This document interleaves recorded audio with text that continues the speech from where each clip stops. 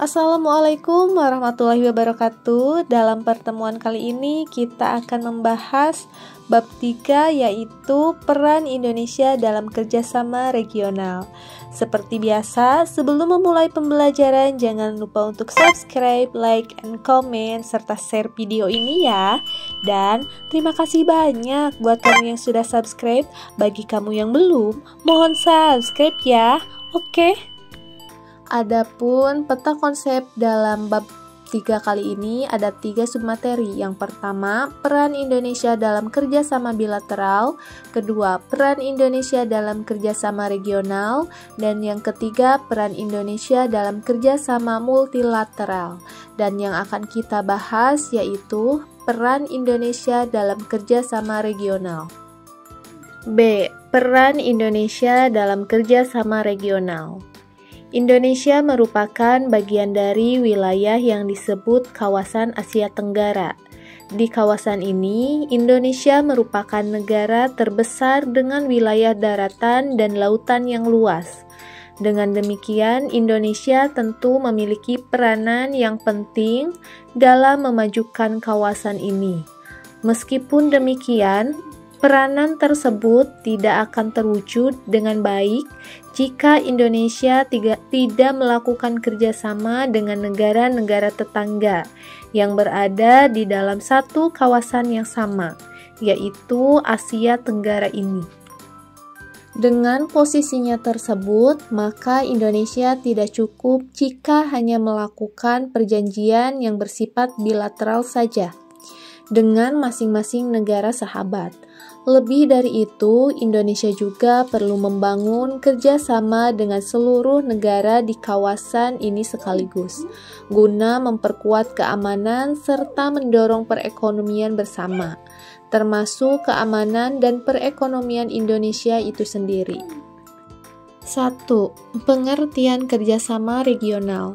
Secara bahasa, regional memiliki arti yaitu bersifat daerah atau kedaerahan. Adapun kerjasama regional memiliki pengertian yaitu perjanjian yang diadakan di antara beberapa negara dalam satu wilayah tertentu. Melalui kerjasama regional, setiap negara yang berada di suatu kawasan yang sama diharapkan dapat saling membantu memajukan negaranya masing-masing. Terdapat beberapa latar belakang yang mendorong negara-negara di satu kawasan mengembangkan kerjasama regional. Di antara faktor pendorong kerjasama regional tersebut adalah yang pertama, kedekatan wilayah dan kesamaan kepentingan. Kedua, kesamaan aspek historis. Ketiga, sumber daya alam.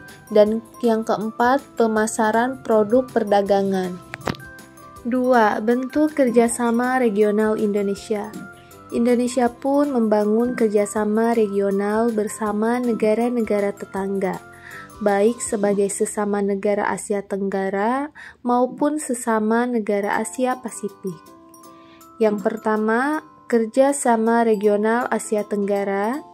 B. Kerjasama regional Asia Pasifik atau APEC. Dan yang ketiga, inisiatif segitiga terumbu karang.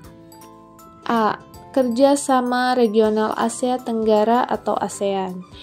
Negara-negara di Asia Tenggara berhimpun ke dalam organisasi antar negara di kawasan ini yang disebut dengan ASEAN.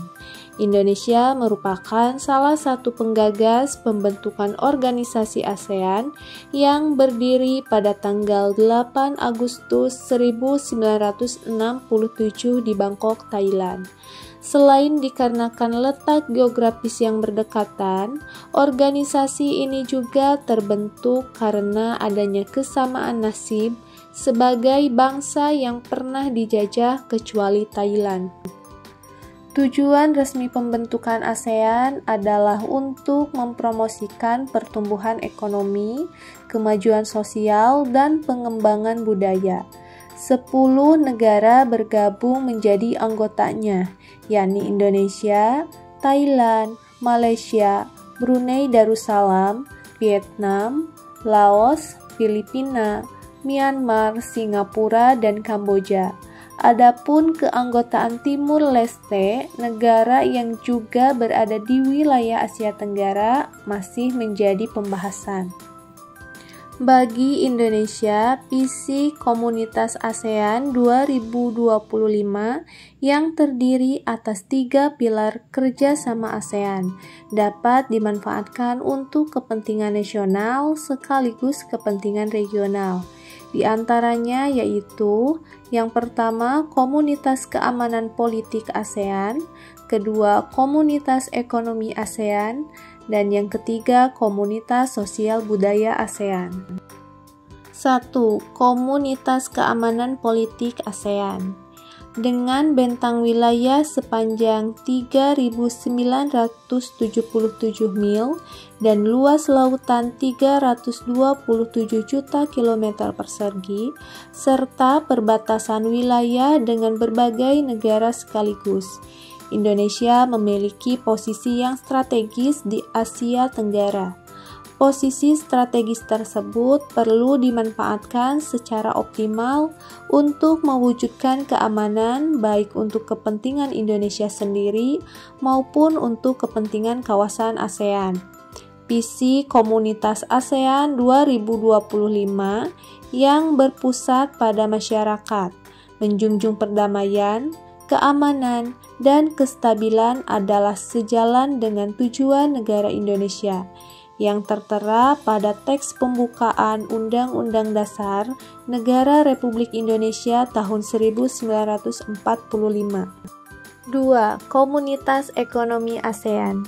Dengan berlimpahnya sumber daya alam menjadikan Indonesia menjadi salah satu kekuatan ekonomi di Asia Tenggara, meskipun masih dalam kategori negara berkembang.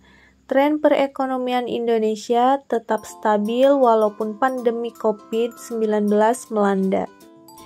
3. Komunitas Sosial Budaya ASEAN. Indonesia memiliki lebih dari 300 kelompok etnik atau lebih dari 1.340 suku bangsa di tanah air, menurut sensus PPS tahun 2010. Hal ini tentu menjadikan keunggulan jika dibandingkan dengan negara-negara lain di komunitas ASEAN. Dengan demikian, Indonesia dapat menjadi yang terdepan dalam promosi sosial budaya yang ada di kawasan ASEAN. Bentuk kerjasama regional Indonesia yang selanjutnya yaitu B. Kerjasama Regional Asia Pasifik atau disingkat dengan APEC. Asia Pacific Economic Cooperation atau APEC adalah forum kerjasama antar 21 negara ekonomi di lingkar Samudra Pasifik yang terdiri tahun 1989. Saat ini terdapat 21 negara ekonomi yang menjadi anggota APEC, di antaranya Indonesia. Tujuan utama APEC adalah mendorong pertumbuhan ekonomi dan meningkatkan kesejahteraan di Asia Pasifik. Hal ini dilakukan dengan mendorong dan memfasilitasi perdagangan dan investasi yang lebih bebas dan terbuka di kawasan, serta meningkatkan kerjasama pengembangan kapasitas ekonomi anggota. APEC sendiri memiliki target yang ditetapkan dalam konferensi tingkat tinggi di Bogor tahun 1994 dengan nama The Bogor Goals. Untuk mencapai Bogor Goals, kerjasama APEC didasarkan pada 3 pilar, yaitu yang pertama, perdagangan dan investasi yang lebih terbuka, kedua, fasilitasi perdagangan dan investasi, dan yang ketiga, kerjasama ekonomi dan teknik. Dan bentuk kerjasama regional Indonesia yang ketiga atau C-nya yaitu inisiatif segitiga terumbu karang. Kalian tahu bahwa Indonesia merupakan negara maritim terbesar di dunia. Maka dari itu perlu menjaga potensi tersebut dengan berbagai upaya, termasuk melalui kerjasama regional. Berkenaan dengan hal tersebut, Presiden Susilo Bambang Yudhoyono pada tahun 2006 melakukan usulan untuk membentuk kerjasama di antara negara-negara berupa komunitas, dan yang terakhir manfaat kerjasama regional bagi Indonesia.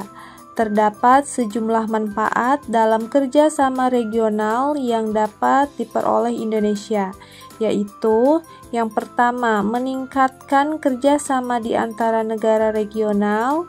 B. Mendatangkan investasi perdagangan. C. Meningkatkan perekonomian nasional. 4. Menguatkan pertahanan dan keamanan wilayah perbatasan. Yang selanjutnya, terangkatnya profil dan reputasi negara Indonesia, menjaga keamanan dan perdamaian kawasan, mengembangkan poros maritim, dan yang terakhir melindungi tenaga kerja Indonesia. Mungkin itu ya untuk pertemuan kali ini. Mudah-mudahan apa yang telah disampaikan dapat bermanfaat. Sampai bertemu di video selanjutnya. Wassalamualaikum warahmatullahi wabarakatuh. Bye-bye.